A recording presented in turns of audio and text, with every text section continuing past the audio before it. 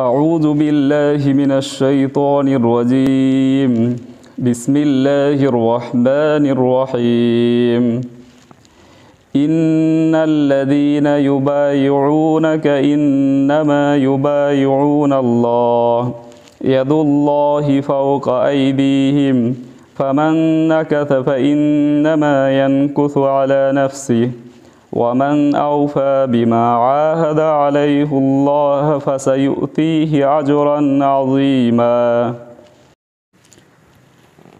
إن الذين يبايعونك إنما يبايعون الله۔ ما قبل میں شروع صورت میں بتایا گیا تھا کہ سورہ فتح یہ بیعت رضوان یعنی صلح حدیبیہ کے موقع پر نازل ہوئی تھی۔ صلح حدیبیہ میں جب رسول اللہ صلی اللہ علیہ وسلم اپنے خواب کے مطابق عمرہ کرنے کے لیے تشریف لے گئے تو مقام حدیبیہ جو حرم سے ملی ہوئی ایک جگہ تھی، وہاں پر مشرکین مکہ نے آپ حضرات کو روک لیا اور دونوں طرف سے پیغام رساں ایلچی آئے گئے، بات چیت ہوتی رہی، لیکن کسی بات پر صلح نہیں ہو پا رہی تھی۔ اسی دوران رسول اکرم صلی اللہ علیہ وسلم نے حضرت عثمان غنی رضی اللہ تعالی عنہ اور آپ کے ساتھ چند صحابہ کرام کو مکہ مکرمہ بھیجا۔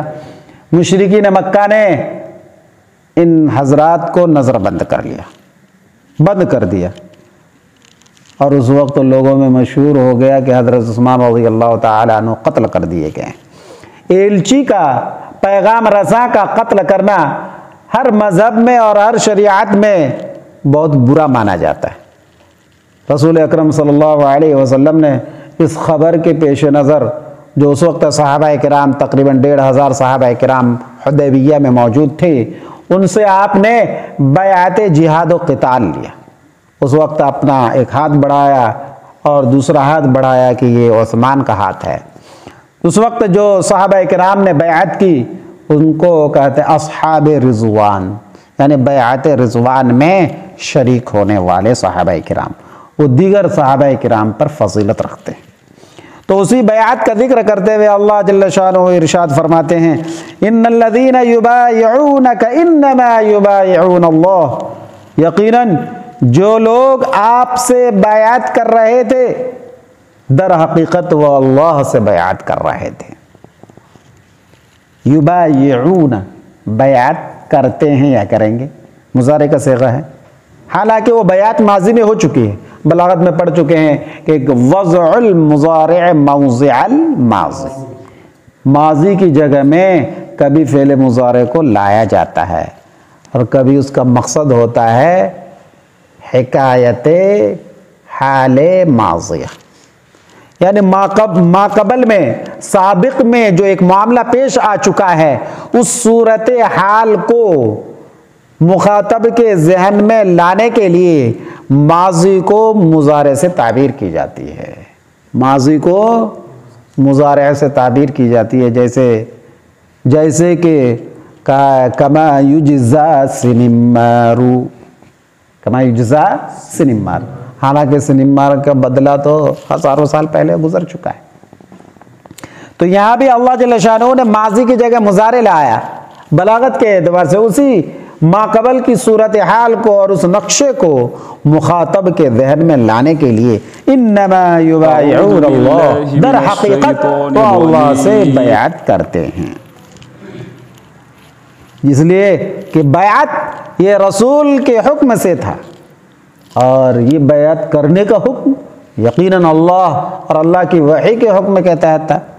اور جگہ جگہ اللہ جل شانہ کا ارشاد ہے من اطاع الرسول فقد اطاع اللہ، جس نے رسول کی اطاعت اور فرما برداری کی اس نے اللہ کی اطاعت اور فرما برداری کی۔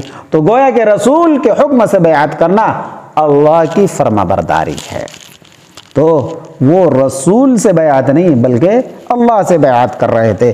ید اللہ فوق ایدیہم، اللہ کا ہاتھ ان کے ہاتھوں پر تھا، یعنی وہ اللہ کے رسول کے ہاتھ میں بیعت نہیں کر رہے تھے بلکہ اللہ کے ہاتھوں بیعت کر رہے تھے۔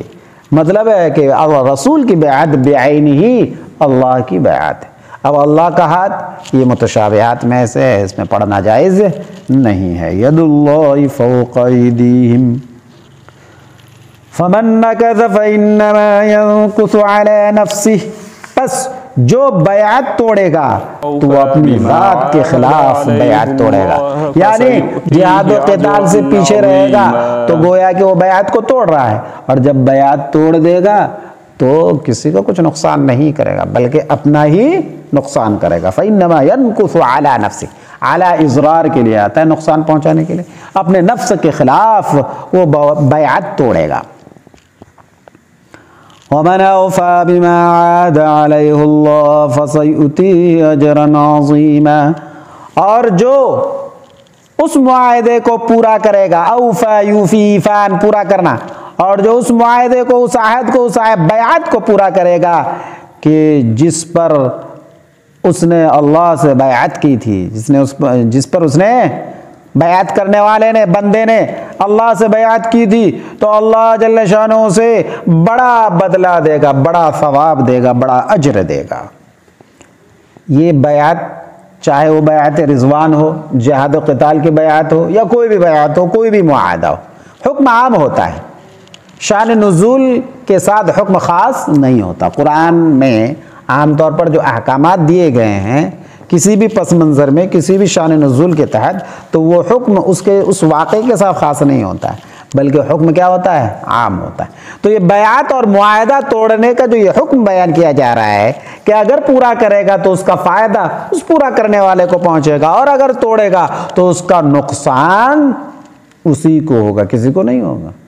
پورا کرے گا تو اللہ جل شانہ سے اجر عظیم عطا فرمائے گا۔ تو یہ ہر طرح کے معاہدے، ہر طرح کے عہد اور ہر طرح کی بیعت کے بارے میں، اور سب سے بڑی بیعت تو وہ ہے جو اللہ جل شانہ نے اپنے بندوں سے عہد الست میں لیا تھا۔ سب سے معاہدہ لیا جا چکا ہے، الست بربکم، کیا میں تمہارا رب نہیں ہوں؟ سب نے کیا کہا؟ بلا، کیوں نہیں، آپ ہمارے رب ہیں۔ تو جو اللہ کی ربوبیت کا اقرار کرے گا تو اپنے اس عہد کو پورا کرے گا تو اللہ تبارک تعالیٰ کی طرف سے اجر عظیم کا مستحق ہوگا، اور جو اللہ کے معاہدے کو، عہد کو، بیعت کو توڑے گا تو اللہ کا، اللہ کے رسول کا یا دین کا کوئی نقصان نہیں کرے گا، وہ اپنا نقصان کرے گا۔ فإنما ينكث على نفسه۔